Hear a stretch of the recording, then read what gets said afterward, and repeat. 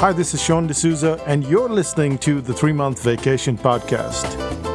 This podcast isn't some magic trick about how to work less. Instead, it's about how to really enjoy the work that you do and to enjoy your vacation time.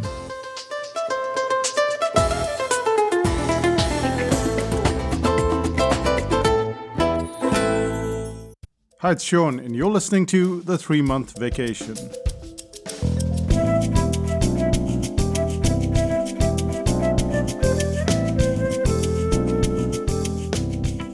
A couple of years ago, I drew a series of cartoons called What I Learned from Kira. Kira is my niece and still very little. She looked at the series of cartoons and pored over them carefully and then put them away like kids do. However, time and time again, she'd asked to see the drawing on my iPad. And when she got her own iPad, she even asked me to send the cartoon across so that she could have her own copy. Without realizing it, I'd become a fan, and she was a superstar. While this may sound like a pretty cute story, it also has an amazingly powerful motivational force behind it. It was one of the many events, but Kira has taken to drawing and painting in a big way. She's the one that draws all the cards for everyone's birthday and is keen to keep her artwork at the forefront of her life. However, for all of this goodness that you're hearing in this episode, it was a fluke. It worked like magic, but it's hard to take credit when it really wasn't that well thought through. If anything, we're so busy doing our own things that we fail to inspire, we fail to motivate people, just the people around us. We may run companies or be leaders of some kind. We have the intention to motivate and inspire, but it's really hard to know how to motivate consistently. The worst part is that everyone is not motivated in the same manner. People are different, says Randall Stutman, and he runs this website called Admired Leadership. Everyone is motivated by different things. Some people are motivated by money, others by power. Some of us just look for recognition and praise. And some people, they don't require any praise at all. So how do you motivate such a vast array of people?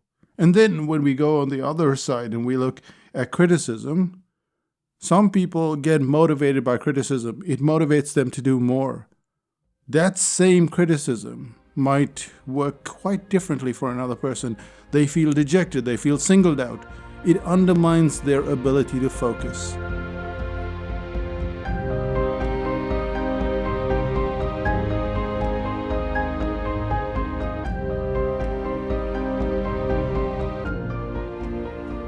And Stutman goes on. He says, in order to motivate, we have to try to size up people. Even so, people are really different. One person, when given added responsibility, is extremely excited, while the other will run from it.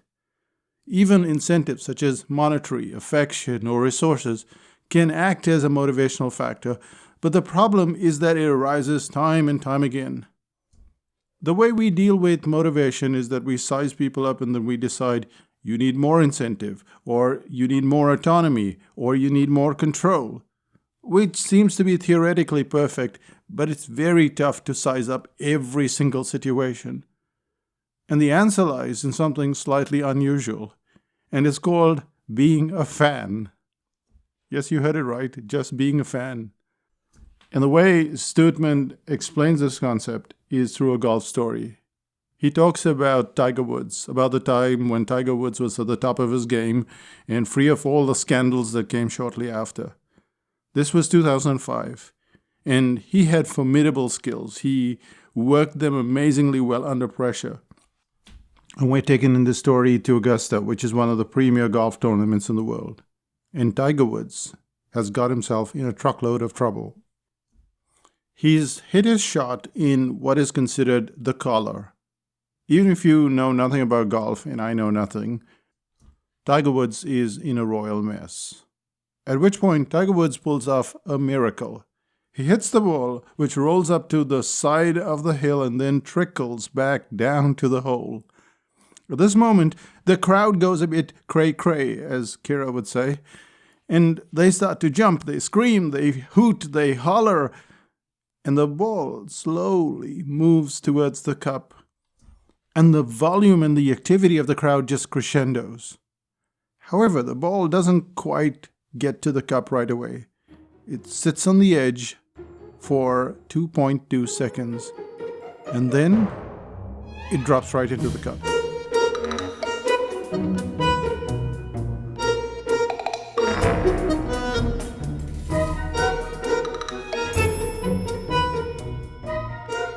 This incredible sequence of events gives Woods a 2-shot lead, and he goes on to win the tournament. But the story doesn't end there. The next day, a sports writer who'd been to every big golfing event in the world said that when the ball started trickling towards the cup, he'd never heard or seen anything like it. The enthusiasm for that shot was unquestionably over the top, and as it got within inches of the hole, the audience was so loud that everything was moving, the ground was shaking, and the sports writer could feel the vibration up to his thighs. The writer's conjecture was that the ball finally dropped into the cup for one reason, and that reason alone, and that is because everyone on the green wanted it to go in the cup. It wasn't like they could make it go in, but the ground was shaking so much that somehow that ball made one final revolution, and that was because of sheer enthusiasm. That is the universal law of motivation and inspiration, says Stoutman. It's what everyone on the planet wants. They want the people that they respect, admire, or look up to be rooting for them. They want them clapping, they want them cheering, they want that person to prove that they're a fan. And there is no exception to this law. All you need to ask and answer is one question. In this given situation, what would a fan do? What would it take for you to be a fan of somebody else?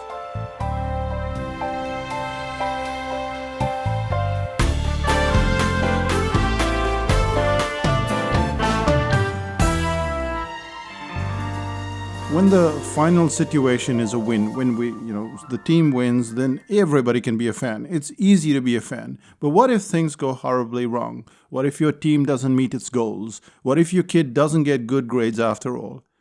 At these points in time, fans get rowdy. They boo at their team. They complain. They vocally express their frustration. But what would a fan do is the question that we have to ask ourselves. A real fan may express frustration, but they keep that fire of fandom going for much longer. And when you're a fan of somebody, they know that you are going to give them so much more leeway, that even though they've mucked up now or twice or thrice, that you are their fan and you're going to give them that space. You're going to give them that energy. And that's the difference between a pat on the back and being a fan. A fan extends that moment for a longer period of time. And the way real leaders act is to document the moment. They write it down, they make a screensaver, they make a t-shirt about it. They may agree to share an inch of scotch with you every month, or they may name a sandwich after you.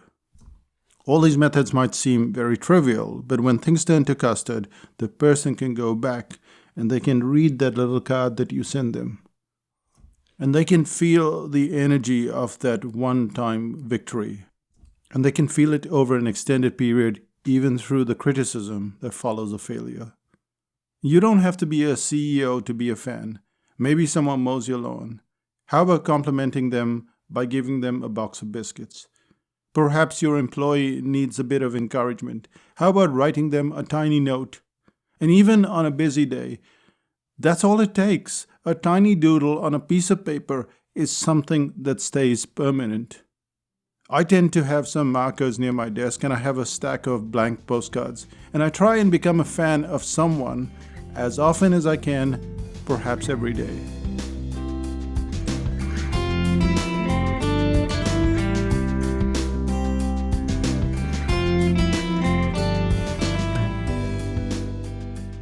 Being inspirational or motivational is hard work. We are swamped with our own to-do list. They swirl around us endlessly. And it's not always possible to print t-shirts and to make screensavers, but it's possible to get a stack of postcards or even index cards, the little business cards, and do a little doodle and write a little note. Just a one-liner is enough. And if you want to motivate people, there is money and there is praise and there is responsibility and there's even criticism.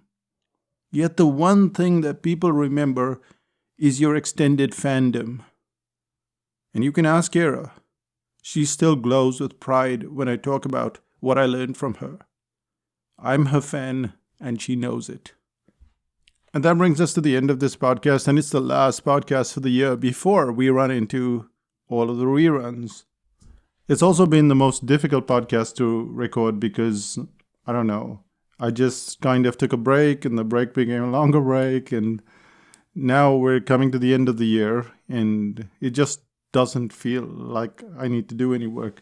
So it was very difficult to get here, but here we are, end of the year. This is it. Last few weeks of 2020. So what's the one thing that we can take from this podcast today? Well, it's very simple. It is hard to motivate people all the time, but you can be a fan of someone. You can be a fan of your child for a specific reason, or you can be a fan of your spouse or your barista, or just about anybody in your life. You can be a fan of them and write a little note and telling them why you're a fan. And immediately they become your fan. It's not just one way. You become their fan, but they also become your fan. And that is how motivation works across the world for everybody and anytime. So try it today. But go out there and get yourself a pen that you can write, any kind of pen that you enjoy writing with. I enjoy writing with markers. I have a set of markers, but I also like a Pilot 0.7. It has to be 0.7, can't be 0.5.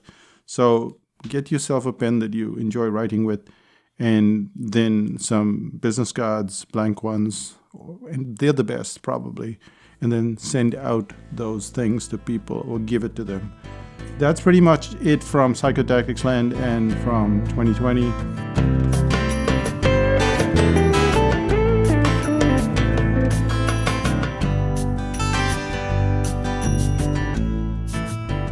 What's happening in 2021? Well, on the 23rd of Jan, we have the Info Products course, and if you've been following this, you know that it's not enough to just create an info product. You have to get the client to go through it from start to finish. And when they do that, then they come back for the second one and the third one. It's not just about writing a book or writing a report or creating something. What you want is consumption. You want them to consume the whole thing. So that's on the 23rd of Jan. It's a home study. And there are just 25 copies, so you'd have to go on the waiting list if you're interested. There's also the copywriting course that's starting up, and on the 27th of Feb, that's when we're going to have the day that we're going to sell the course. Now, I'm saying copywriting course, you may call it the sales page course, or you may call it the landing page course. Either way, what we have to do is when we're selling a product, when we're selling a course, when we're selling anything at all, we have to go online, we have to create a sales page, and then you either bludgeon your way through it, or you hire a copywriter. Well, there's no need to do either. If you want to learn how to write it very quickly, then this is the course for you. So that's on the 27th of Feb.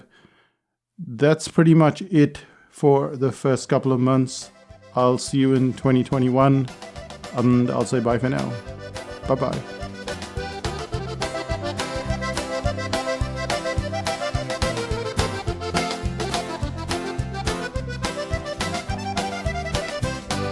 Still listening?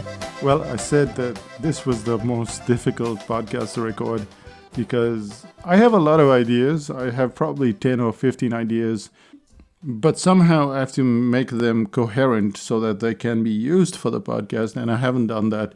And that's kind of why I struggle so much. So last night I was sitting with Renuka, my wife, and I said, okay, let me just do something like what I learned in 2020.